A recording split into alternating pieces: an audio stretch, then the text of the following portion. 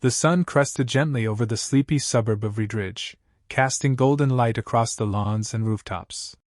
In one quiet house, Leo Ashcroft, 10 years old and already tinkering with theories beyond most university syllabi, sat at the breakfast table with a screwdriver in one hand and a digital watch dismantled in the other. His mother sighed as she laid a plate of eggs beside him. "Leo, eat first, then dismantle time," she said with a smile. Leo grinned.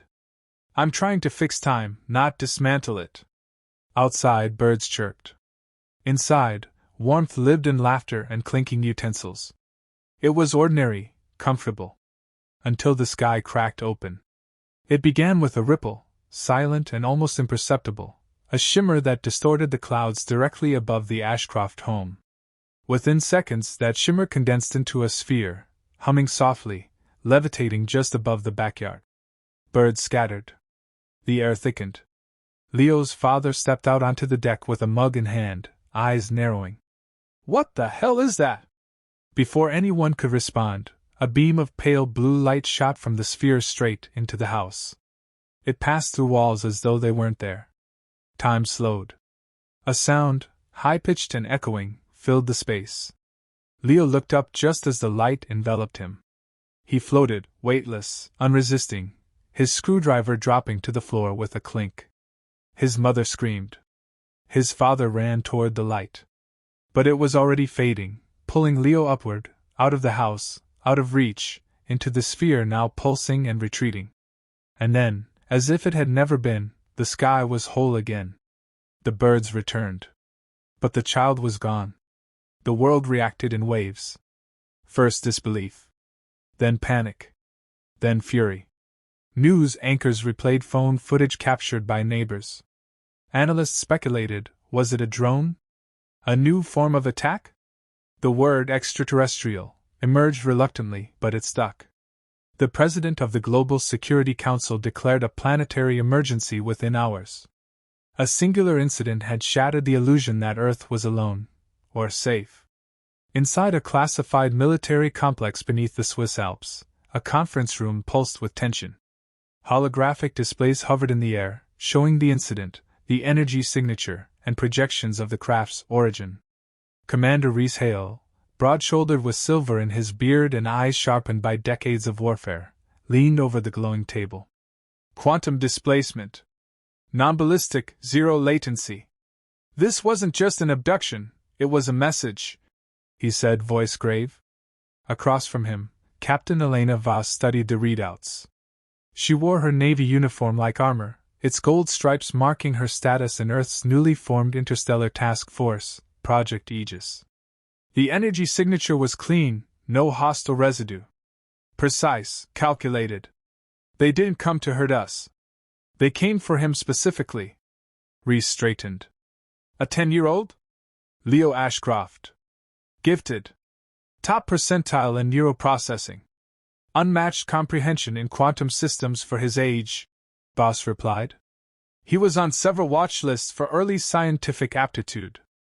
Not dangerous, brilliant. And now, in enemy hands. Assuming they're enemies. Came a new voice, Dr. Anya Lien, linguist and xenocommunications expert, stepping into the light. She was younger, sharp-eyed, with a voice as precise as her reasoning. "We've decoded fragments from the signal left behind. It's not a threat. It's a request. A plea, maybe." Rhys snorted. "They kidnap a child and call it a plea? They didn't harm him," Anya countered. "Everything about the technology suggests restraint. It's surgical.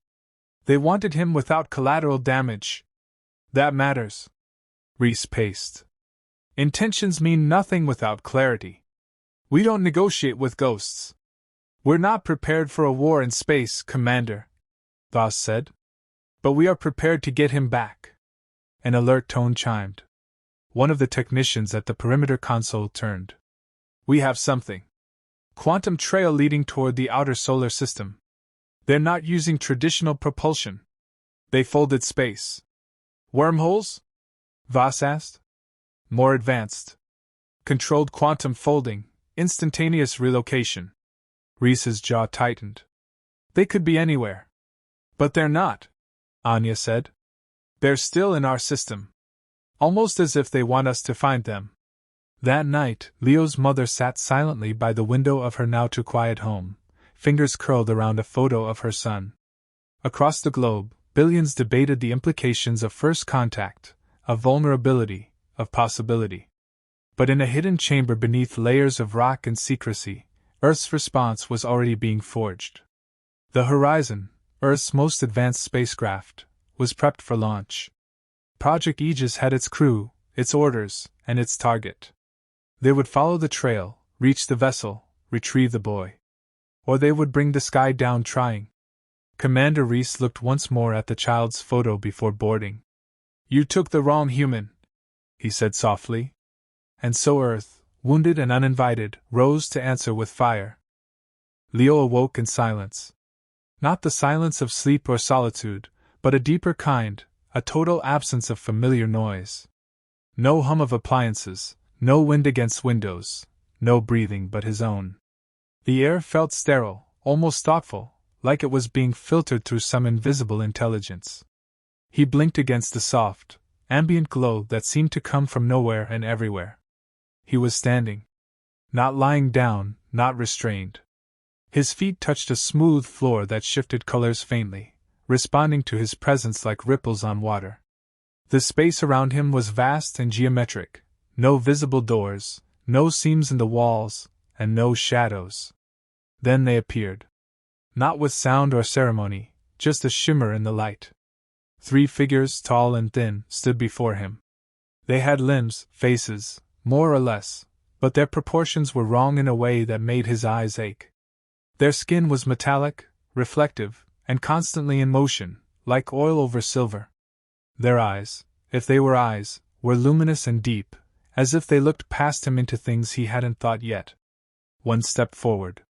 A pulse, gentle and probing, entered Leo's mind, not in words, but in intent. Understanding bloomed in his brain without translation.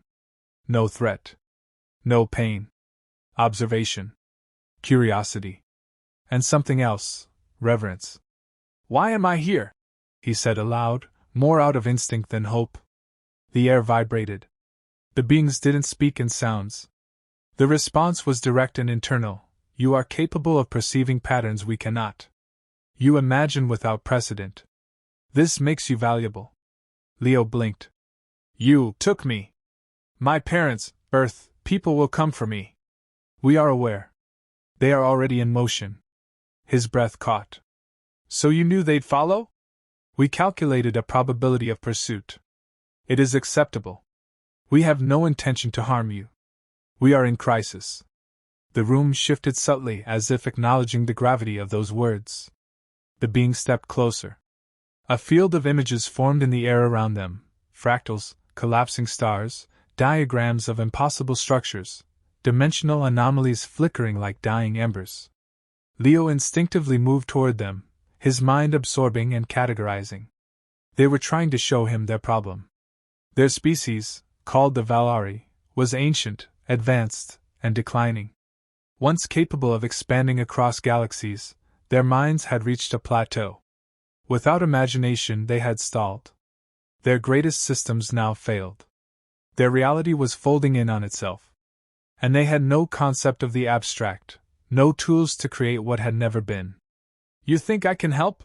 He asked, overwhelmed but steady. You are not the solution. You are the variable.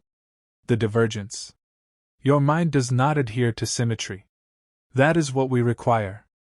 Leo swallowed hard. I want to go home. Not yet. That response wasn't cruel. It was factual. They believed he had a role to play, like a component in an equation they couldn't complete without him. The enormity of it sat on his small shoulders, but Leo didn't cry. Instead, he looked at the display of data still flickering in the air. Some of it made a strange kind of sense. Other parts hummed just beyond his reach. He turned it over in his mind, part awe, part challenge. You're asking me to solve your collapse? He said. But you don't know how I think. We are learning. The room shifted again, this time transforming into a sphere of light and shadow, and within it appeared a floating interface, like a tool made for his hands alone. A tactile hologram. Leo reached toward it, and as his fingers passed through, the symbols responded, opening to layers of logic, physics, and things beyond either. But something deeper stirred inside him. A sharp, nagging pull. Home. He could feel it like gravity, like a song beneath everything the Valari were showing him. They had taken him because he was brilliant. But they did not understand that brilliance wasn't just a function of cognition, it was tethered to emotion, to family, to meaning. They couldn't know that what made him Leo wasn't just neurons firing in complexity. It was bedtime stories, and Mom's voice, and Dad's hand on his shoulder when the circuits didn't work. He exhaled, closed his eyes briefly, and then opened them with intent.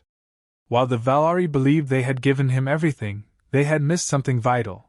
Their systems were built on pattern recognition, logic, and containment. But Leo, in his stubborn humanity, saw opportunity in chaos. While they watched, he began to manipulate the interface, not just to analyze but to send. Quietly, layered beneath a strand of quantum data they allowed him to test, he encoded a signal.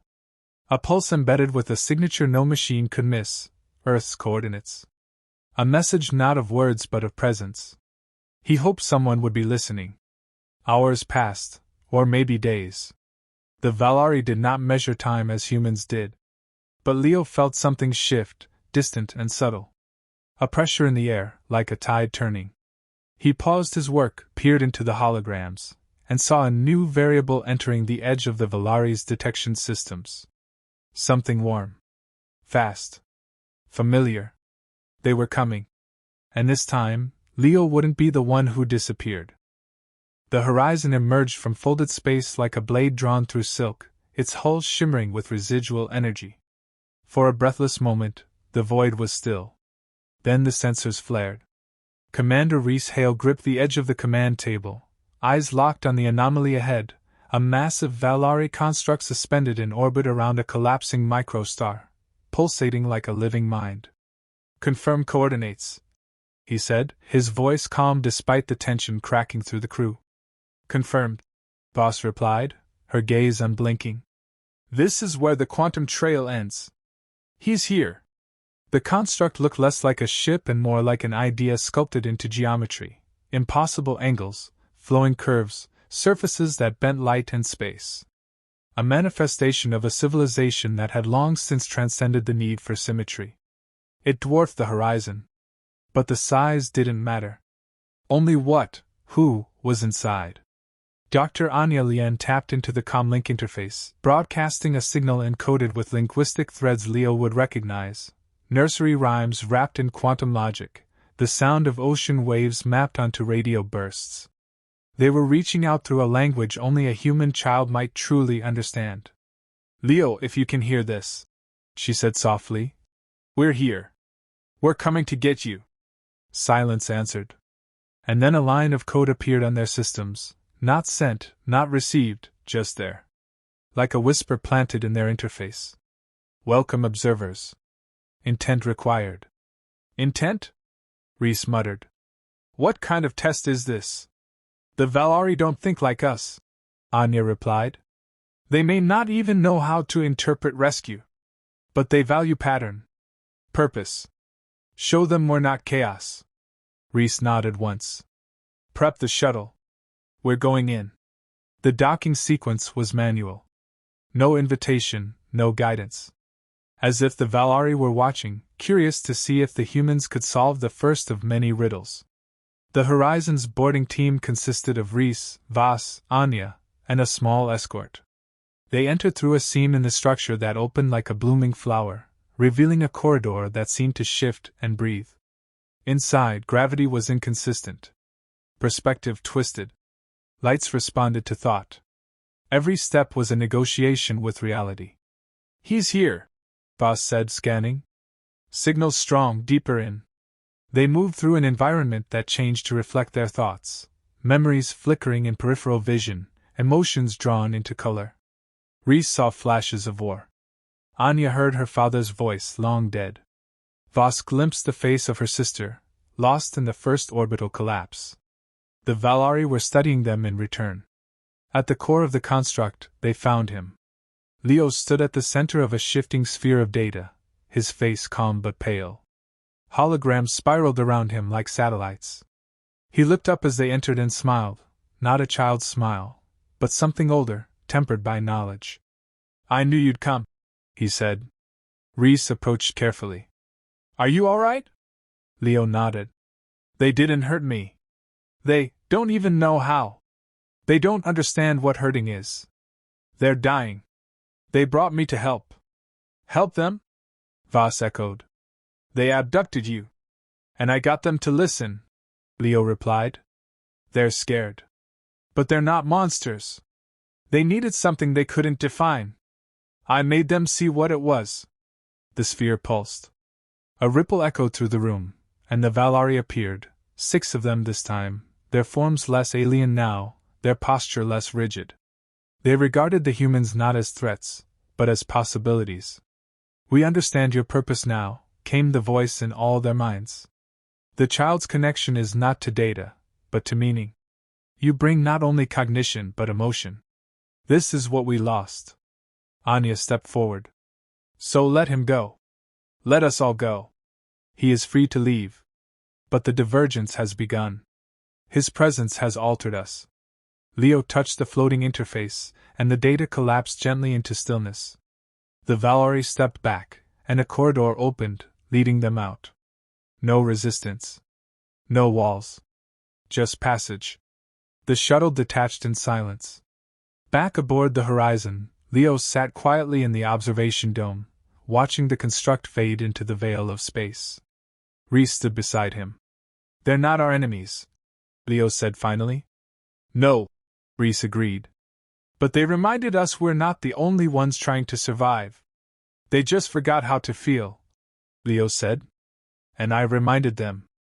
"You reminded us too," Reese replied. "That even when the unknown takes from us, we don't answer with fear. We answer with fire, and with hope." The stars stretched out before them, vast and indifferent. But something had changed. Not just in the Valari or in Leo, but in the very way Earth would see the universe from now on. First contact wasn't war. It was a question. And humanity, defiant and reaching, had finally begun to answer.